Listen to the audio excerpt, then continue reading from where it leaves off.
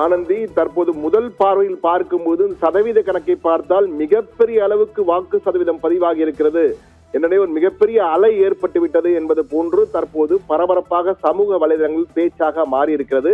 ஆனால் உண்மை நிலை என்னவென்றால் வாக்கு சதவீதம் உயர்ந்திருக்கிறது, ஆனால் வாக்குகள் பெரிய அளவு உயரவில்லை என்பதுதான் யதார்த்தமாக உண்மை நிலையாக இருக்கிறது.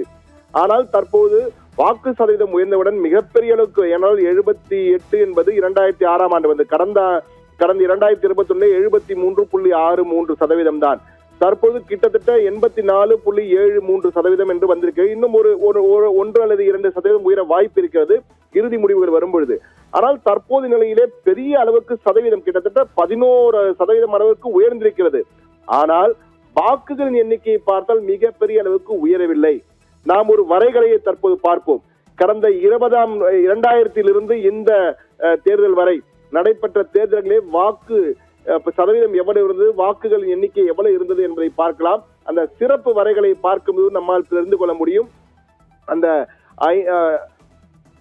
5 மாநில தேர்தல் தற்போது பார்க்கிறோம். 5 மாநில தேர்தல் ஏதோ தமிழகத்தில் மட்டும்தான் வாக்கு சதவீதம் உயர்ந்து விட்டது என்பது போல் நாம் பார்த்துக் கொண்டிருக்கிறோம். ஆனால் உண்மையிலேயே கேரளம், புதுச்சேரி, அஸ்ஸாம், தமிழ்நாடு மற்றும் மேற்கு வங்காளத்தின் முதல் கட்ட வாக்குப்பதிவு 5 மாநிலங்களிலும் இந்த முறை கிடு என உயர்ந்திருக்கிறது என்பதுதான் தெல்ல தெளிவாக நம்மளால் பார்க்க முடிகிறது.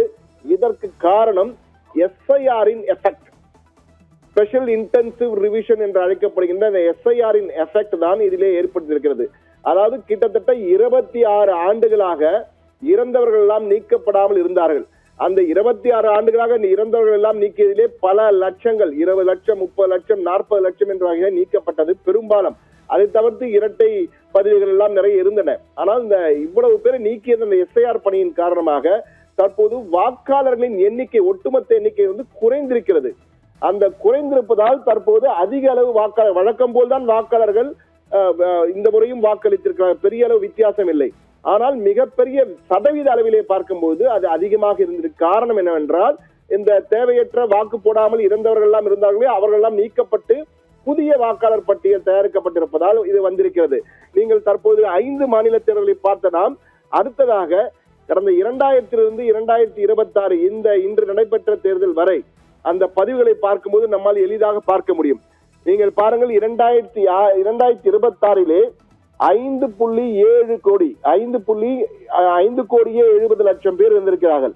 அதிலே ஒட்டுமொத்தமாக நீங்கள் பார்த்தீங்கன்னா 5.7 லட்சம் கோடியிலே வாக்கு பதிவானது என்று பார்த்தால் 4 கோடியே 85 லட்சம், 4 கோடியே 85 லட்சம். அதாவது 80 சதவீதத்திலே பார்த்திருந்தால் ஒரு 11% கிட்டத்தட்ட வருகிறது. ஆனால் கடந்த முறை 4 கோடியே 58 லட்சம் வாக்குகள் தான் பதிவாயின. ஆனால் இந்த முறை 4 கோடியே 85 லட்சம் கோடி வாக்குகள் பதிவாகி இருக்கிறது. அப்படி என்றால் கிட்டத்தட்ட 27 லட்சம் தான் அதிகமாக வந்திருக்கிறது.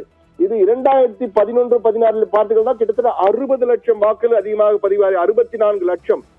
எனவே வாக்கு சதவீதம் உயர்ந்திருக்கிறது, ஆனால் வாக்குகளிலே பெரிய அளவு உயர்வு இல்லை என்பதுதான் யதார்த்த நிலையாக இருக்கிறது.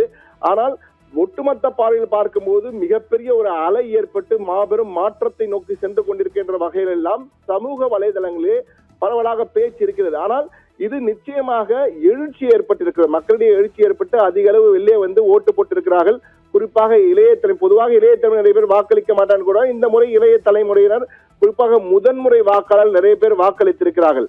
அது ஆட்சி மாற்றத்திற்கான வாக்கா அல்லது ஆட்சி தொடர்வதற்கான வாக்கா அல்லது தொங்கு சட்டமன்றத்திற்கான வாக்கா என்பதை முடிவுகள் வெளியாகும் 4ஆம் தேதி தான் நமக்கு இறுதியாக தெரிய வரும். ஆனால் தற்போதைய நிலையிலே இந்த பேச்சு என்பது அதிக சதவீதம் வந்துவிட்டதால் ஒரு மிகப்பெரிய மாற்றத்தை நோக்கி சென்று கொண்டிருக்கும் என்ற வகையிலே சமூக வலைதளத்தில் பேச்சுகள் அடிபடுகின்றன. இதனையொட்டிதான் தற்போது இந்த அளவீடுகளை வைத்து பார்க்கும் பொழுது பெரிய சதவீத கணக்கு அதிகமாக இருக்கிறது. 84%, 84.73% என்பது 6 மணி நிலவரத்தில் நமக்கு கிடைத்த தகவல். அதை வைத்து போட்டிருக்கிறோம். இது மேலும் 2 அல்லது 3% கூட உயரக்கூடும் என்றால் இறுதி கட்ட நிலவரங்கள் வரும்பொழுது இன்று நள்ளிரவோ அல்லது நாளை காலையோ அதிகாரப்பூர்வமாக தேர்தல் ஆணையம் அறிவிக்கும் பொழுது அது ஒரு 2-3% உயரலாம். அப்படி உயர்ந்தாலும் சதவீதம் தான் உயருமே தவிர வாக்குகள் எண்ணிக்கை என்று பார்க்கும் பொழுது என்றால் கடந்த 2021 6 கோடியே 29 லட்சம் பேர் நம்முடைய ஒட்டுமொத்த வாக்காளர் பட்டியலில் இருந்த எண்ணிக்கை. ஆனால் இந்த முறை வாக்காளர் பட்டியலில் உள்ள எண்ணிக்கை என்பது 5,70,00,000 தான், 70 லட்சம் சொச்சம் தான் இருக்கிறது. அதிலே வாக்களித்து என்று பார்க்கும்போது 4,85,00,000 என்றுதான் வந்திருக்கிறது. எனவே அதை பார்க்கும்போது வாக்கு சதவீதம் கிடுகிடுவென உயர்ந்திருக்கிறது. ஆனால் வாக்குகளின் எண்ணிக்கை என்பது பெரிய அளவு உயரவில்லை என்பதுதான் யதார்த்த கள நிலவரமாக எதிரொலித்திருக்கிறது. இது தமிழகத்தில் மட்டுமல்ல, தற்போது இந்த 5 மாநில வரைகளை பார்த்தாலும் உங்களால் புரிந்து கொள்ள முடியும். 5 மாநில வரைகளிலும் அனைத்து மாநிலங்களிலும் தேர்தல் நடைபெற்ற அசாம் ஆகட்டும், கேரளாவாகட்டும், புதுச்சேரி யூனியன் பிரதேசமாகட்டும், அதே போன்று மேற்கு வங்கத்தின் முதற்கட்டமாகட்டும், அனைத்து மாநிலங்களிலும் கிடுகிடுவென உயர்ந்திருக்கிறது வாக்கு சதவீதம்.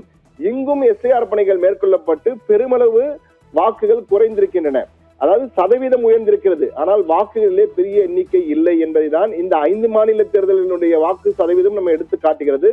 ஆனால் இதிலே மிக முக்கியமாக பார்க்க வேண்டியது SIR effect, special intensive revision என்கிற இந்த சிறப்பு திருத்தத்தின் மூலமாக வந்த விளைவுதான் இந்த வாக்குகளின் எண்ணிக்கை, அதாவது சதவீதம் உயர்ந்திருக்கிறது. ஆனால் வாக்குகளின் எண்ணிக்கை, வாக்குகள் கிட்டத்தட்ட பெரிய அளவு உயரவில்லை. ஆனால் அந்த ஒட்டுமொத்த எண்ணிக்கை குறைந்திருப்பதால் வாக்குகள் அதே அளவு வந்தாலும் சதவீதம் அதிகமாக தெரிகிறது என்பதுதான் யதார்த்தமாக இருக்கிறது. எனவே இது எப்படி இருக்கும் இந்த முடிவுகள்?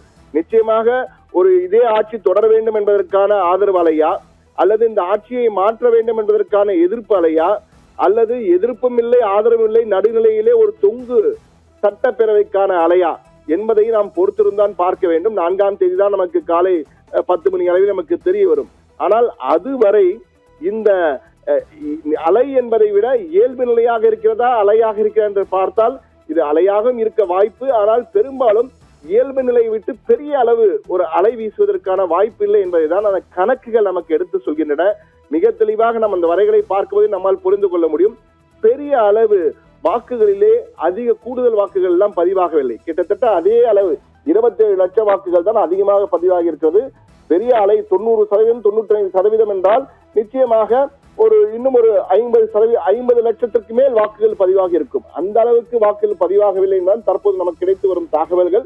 எனவே அந்த வகையில் பார்க்கும்போது மாபெரும் அலை, ஒரு மிகப்பெரிய அலை, பிரம்மாண்ட அலை எல்லாம் வீசவில்லை. இயல்பு நிலையை விட சற்று கூடுதலாக வாக்குகள் பதிவாகி இருக்கின்றன என்பதுதான் யதார்த்த கள நிலவரமாக இருக்கிறது என்பதுதான் தற்போது நமக்கு புரிய வந்திருக்கிறது.